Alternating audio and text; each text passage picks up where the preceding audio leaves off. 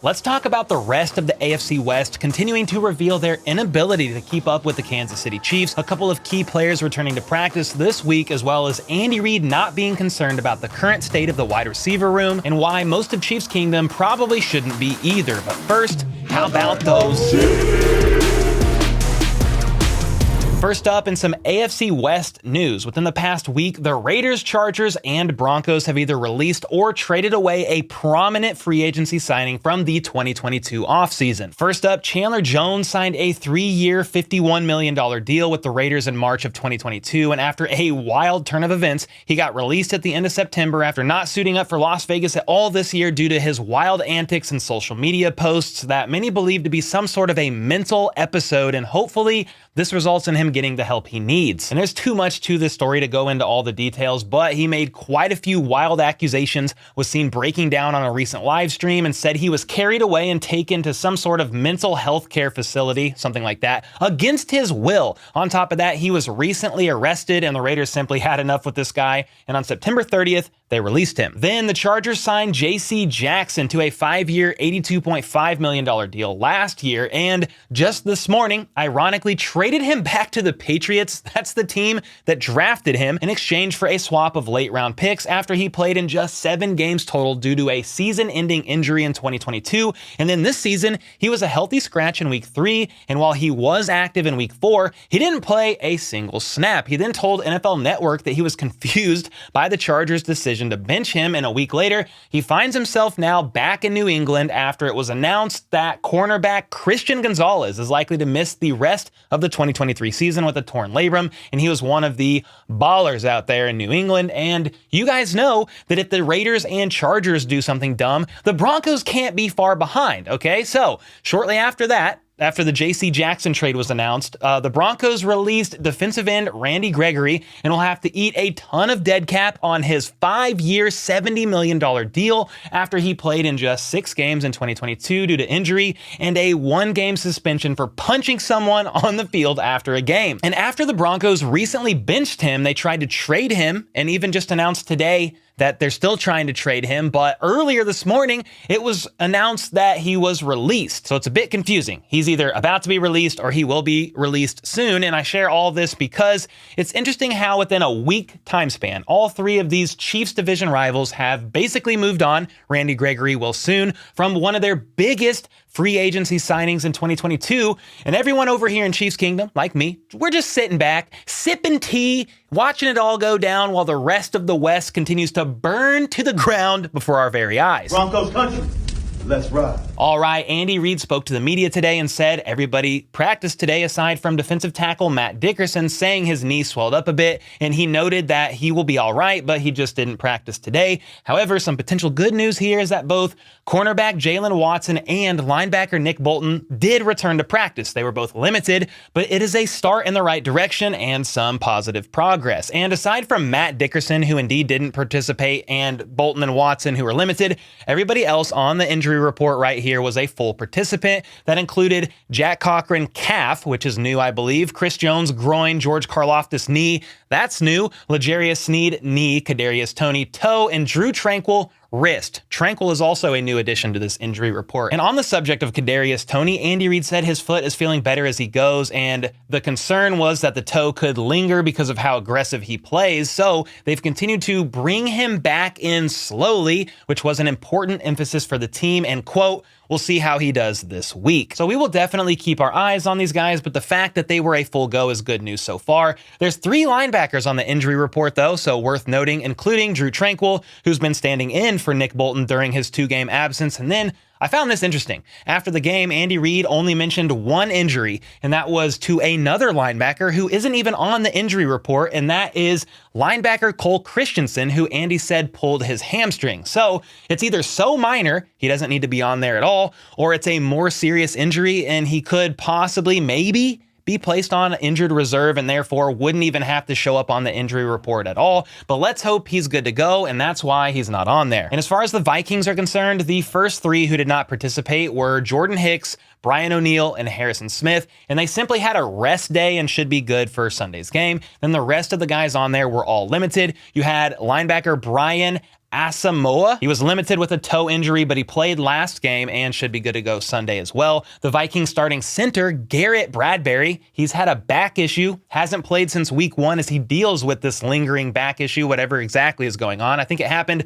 last season and they thought it got better, and it's obviously not. Well, he recently started practicing again, but I'm not sure at this point in time if he will play just yet. Safety Lewis Cine recently injured his hamstring and was inactive in week 4's game against the Panthers, but time will tell for him as to whether or not he will play in week 5. Next up, Marcus Davenport tweaked his ankle in training camp and tried to play week 2, only playing 4 snaps, but he did play last week, and so I would imagine he plays in some capacity this Sunday as well. And then finally, safety Josh Metellus. I probably butchered that, but he hurt his shoulder week 2 and hasn't really missed time from it, and they are taking it a bit easy with this guy right now in a similar manner, I think, to how the Chiefs are treating L'Jarius Sneed as he took it easy on his knee. And one last thing worth noting here about the injury report, if we jump back to Kansas City, is that QB1, Patrick Mahomes, was not on there, meaning his ankle is pretty much fine, and the tweak he sustained in the Bears game was indeed minor. Some did wonder, though, if Mahomes' ankle was bothering him in the Jets game because of him being off on some of his throws. I mean, he obviously moved around from the pocket just fine, scrambling on multiple first downs and looked great from a mobility standpoint, but Mahomes actually said that sometimes he just relies on his arm strength too much rather than proper technique, and that can come back to bite him at times. More on that in a moment, but I do want to highlight how effective Mahomes has been when scrambling from the pocket this season. Get this,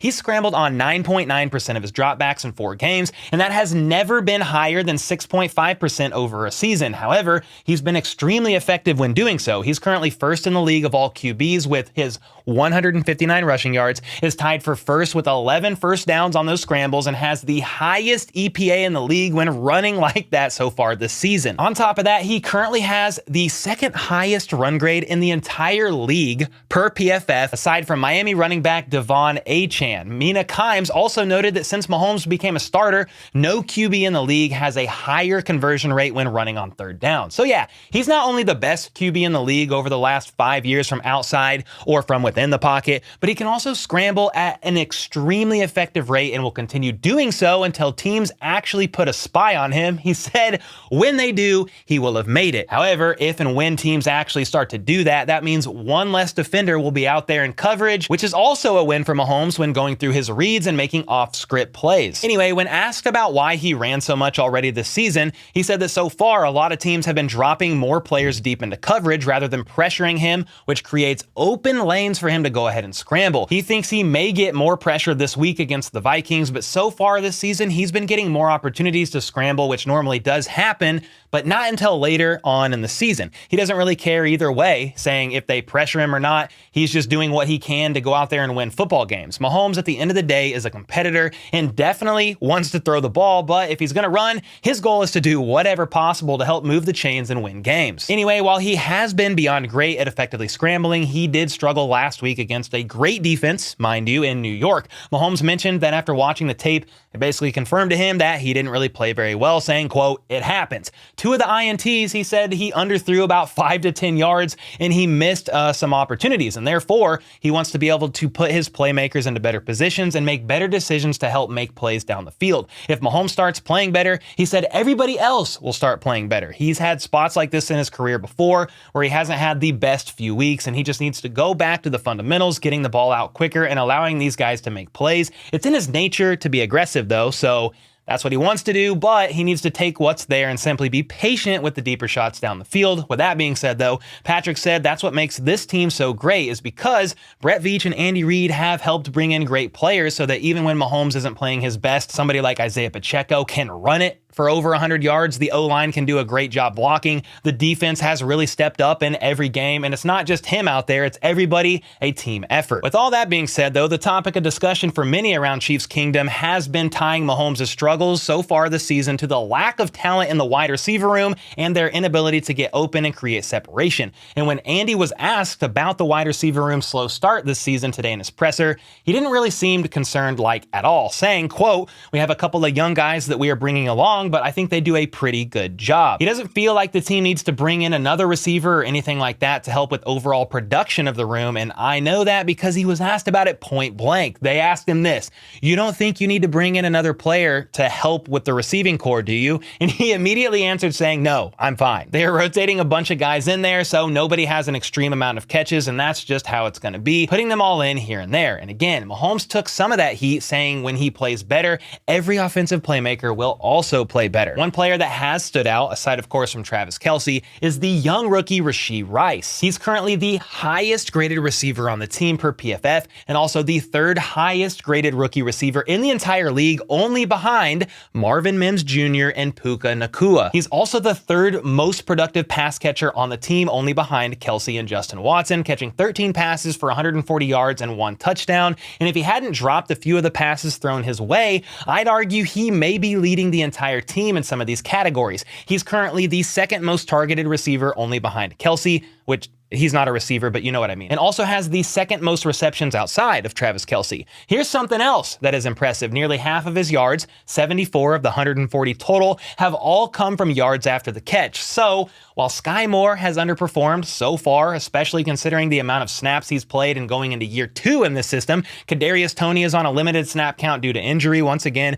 and Justin Ross, don't know where that guy is, has barely seen the field. Rashee Rice has been the true bright spot and could very well take over that Juju role very soon. And regarding Rice and his performance so far, Andy Reid noted that he does a great job of getting upfield once he catches the ball. You can see his skill and progress as he learns the game, the NFL game, and every week you're seeing something that says, quote, "You know what? This guy's not a bad player." Being a yard after the catch guy as well as a red zone guy will be a positive in his game going forward. Mahomes also weighed in about Rice, saying he has all the talent in the world and just learning to read coverages and how to be in the progression of the offense. And as the season goes on, he will continue to get better and better. Rashee Rice himself also spoke to the media today, giving credit to Travis Kelce for helping him out a lot at practice, as well as right after some plays in actual games. Rice noted that Kelce would give him props as well as feedback at times, and he took that with him, learning from the greatest of all time. And speaking of time, Rice said that as time continues, the Travis Kelce freelance stuff will be a nuance of his game, or that's something he will aim to do, but he said Pat and Trav have so much chemistry together that it's going to take some time. His goal was to have an impact in the offense as soon as he could. Preseason helped with that, and once the regular season got here, quote, "I was just ready for my moment." Well, aside from the drops, he's made the most of the moments he's been given and was literally just feet short 2 different times from having 3 total touchdowns already on the season, which would actually lead the team. And that's where I want to get your thoughts on the state of the wide receiver room. On a scale of 1 to 10, how concerned are you? And if you have a number in your head, 6 or higher, what would your reaction be if I told you that the Chiefs wide receiver room has actually been more productive through 4 games this season compared to the first 4 games of last season? That's right. Thanks to Chris Clark of Chiefs Corner. Check him out if you haven't already. He puts out great content, but he pointed out that through 4 games in 2022, we're putting Travis Kelce aside here. Aside from him, Chiefs wide receivers specifically have caught 53 passes for 623 yards and 4 touchdowns. And in 2023, the quote unquote struggling wide receiver room has caught